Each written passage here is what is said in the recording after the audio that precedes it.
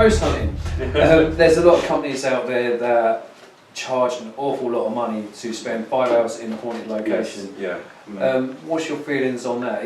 Would it just make sense to go to these places and? Well, you can't make a ghost do something. I mean, one of the things that we did a lot of the time through our psychic exploration is to get the deceased or the spirits to do something, and more times than not, nothing happened. So it's not like you can force them to do something. And I think that if an area is haunted, or there's some form of paranormal activity occurring there, it could be that someone might be more sensitive to the others that might pick up something more than someone else. And there have been some amazing documented accounts, or of people having experiences. But a lot of the time, if someone's making a lot of money by ghost hunting, basically it's just like a night out somewhere to take them round. That's all well and well. If they get some evidence, that's even better. But more times than not, you can't force that to happen. And unfortunately, with a lot of television shows that go out, they are forcing that to happen in order for the scare factors to woo the audience. And then everyone at home thinks, oh, everywhere's haunted, let's go there and let's see. And of course, this is where it gets out of control. There are, with UFO activity, where UFOs have been, they normally leave a lot of psychic residue, or like a dimensional opening that's left. The same with, haunted places. There's kind of like cold spots, or people call them hot spots with UFOs, cold spots with ghosts or spirits. They do exist. But we can't time them. We can't, get them to come forward. Spontaneous. No, we can't. It's like, ringing clicking your fingers and making them come. The difference with clairvoyance, which is very strange though, because it seems to operate on a different frequency, is that they appear to be there all the time. Okay, most of the time.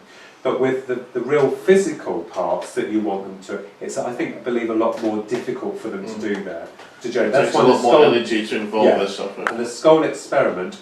Completely legitimate, and I believe that wholeheartedly, because I met a guy that I read for that had been there and told me an amazing story, very down-to-earth bloke, guy. I will tell you that they built up the energy, as you said, they built it up. They did, and I believe it got to the stage where they couldn't control it. It was too much, wasn't it? They had to close it down. Very interesting, amazing. Now that, there are a lot of groups, good people out there, good mediums out there as well too, who do a sterling job. But yes, you'll always get those who's out to make money, big bucks from it. And then everyone gets the idea, oh, it's a scary place, oh, it's haunted, let's go there. But you can't always replicate the same things happening. You touched on TV shows. When we first started, we were about to be foremost haunted. And back then we were getting calls left, right and centre to come and investigate a property. We think we've got ghosts, we think we've got this. Over the time we've seen so many carbon copies come out, basing themselves on the shows like Most Haunted. And that's what's pushed the prices up. And like yourself, it's like, you shouldn't really be doing it. You're not helping the field. You're not helping the investigations in any way, shape or form. It's like, also the thing is, the argument I've heard is that someone said to me that you shouldn't charge for what you do. But they don't think twice about paying a footballer kicking a ball around and being paid millions. That's and we've come to that subject matter before. And I will then say to the person, well, would you want to do a job without, if they ask you to go into work and do it for nothing, they'll say, no, I'm not doing it. Yeah. So you have to be practical about what you do, and a fair price, of course. That's correct, an affordable price. I think a lot of that kind of thing is, let's take some famous mediums again. I'm going to say Sally Brown, Sally Morgan, sorry, she's always tried to sue me a few times, so if you're watching this, you can try to sue me again. She fills out theatres of 180, 280 people, and now everybody who pays that ticket expects to get a reading. Would it benefit psychics like her, would it benefit people like her to do readings for a smaller audience, to help increase the chance that everybody gets a reading rather than a... Well, I saw an interview with Colin Fry, and he actually said, as you know, he's passed over now. He actually said that, when he was on TV, he had a lot of people to go to, or theatres, and he actually said in this interview that he would rather do smaller groups so that there's more chance of more people getting a reading. When it comes to the commercial world, I wouldn't know, because I haven't packed out theatres like that myself yet.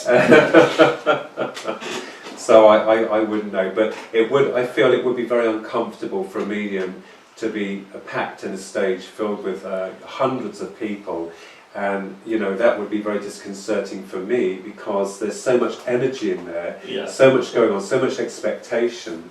that all those people who are probably wanting a reading will be disappointed because they don't have one. And I've had some groups as well too that expect for me to read all of them, and it's virtually impossible to do that, because one, you've only got a certain amount of energy and time, and the other thing as well too is that people do sometimes only want a certain person to come through.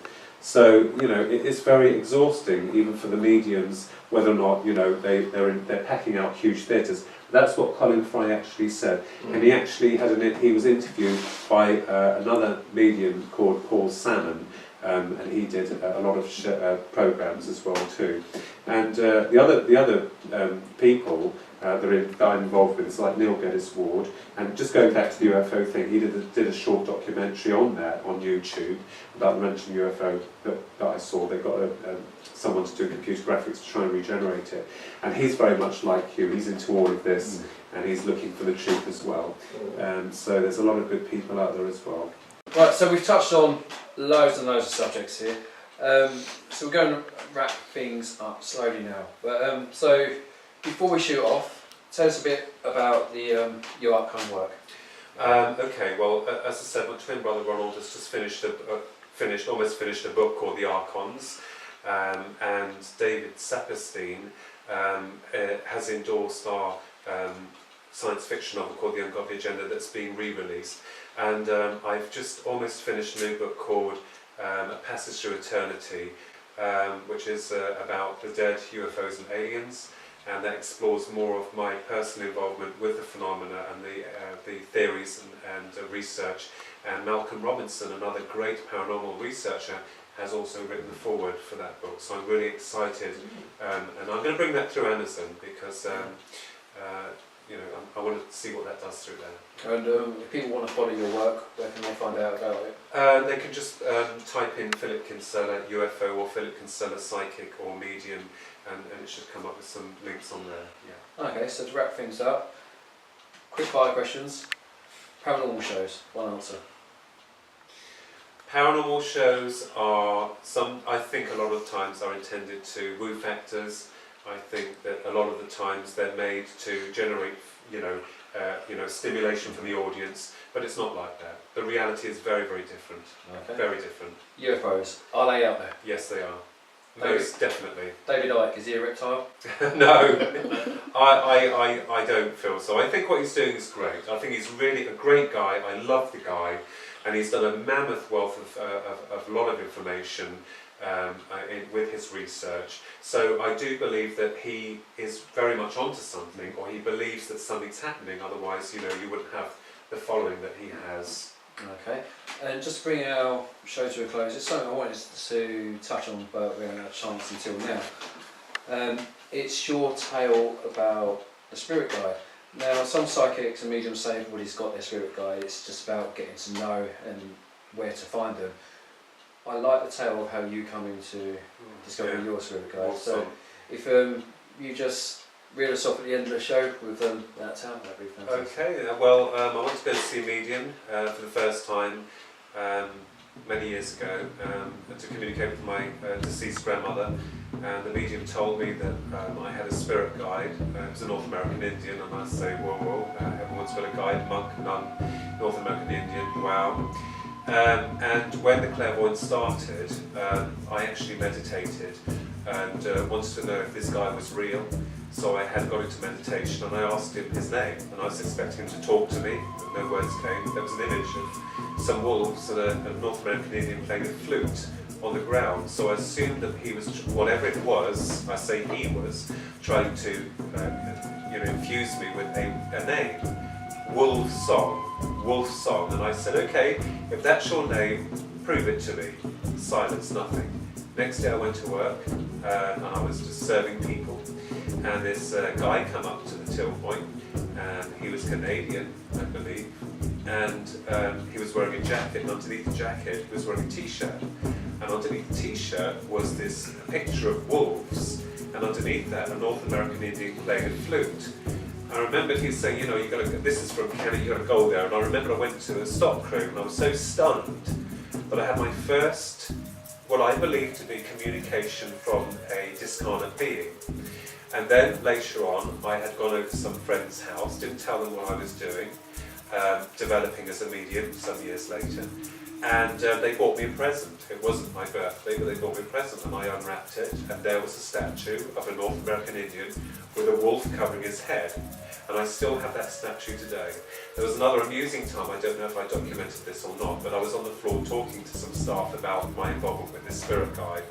And I had parts of this manuscript on me that I wanted this person to read. And an old couple was standing behind us, and when I turned round and the girl turned around with me, the guy that was wearing the jacket on the back was wolves, and a North American Indian playing a flute or something. And time again this guy kept coming forward, and I think he was trying to get through to me saying, I know you're a disbeliever, there's a part of you that's trying to believe, please believe that I am Wolfsong and I am a discarnate entity. I went to another medium, she told me that I had a North American Indian and that I shot him in the back in the Red River in Canada. So I have no way of proving that, but that's what she told me some years later. So I believe that, this guy, I honestly owe him big time, and this is my penance in this life to pay him back for what I did to him, obviously. You have to have a sense of humour with this. There you go, folks, a beautiful story. Your spirit guide is out there somewhere. Thanks for watching, and thanks again for joining us on the show. Thank you very much. Until next time, bye-bye, my friends. Bye-bye. Bye-bye. Thank you.